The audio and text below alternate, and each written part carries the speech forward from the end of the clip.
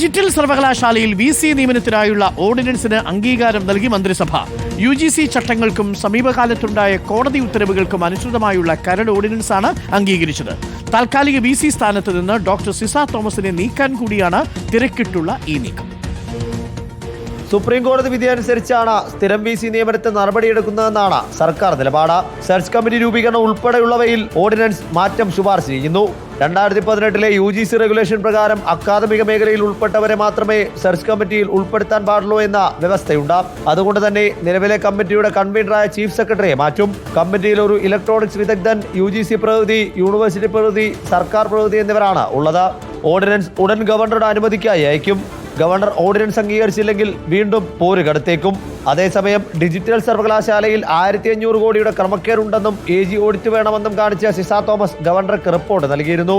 മുഖ്യമന്ത്രി പ്രോ ചാൻസലറായ സർവകലാശാലയിൽ സിസയുടെ ഈ ഇടപെടൽ പ്രതിരോധിക്കാൻ വേണ്ടി കൂടിയാണ് പുതിയ ഓർഡിനൻസ് എന്നും ആക്ഷേപമുണ്ട്. റിപ്പോർട്ടർ, തിരുവനന്തപുരം.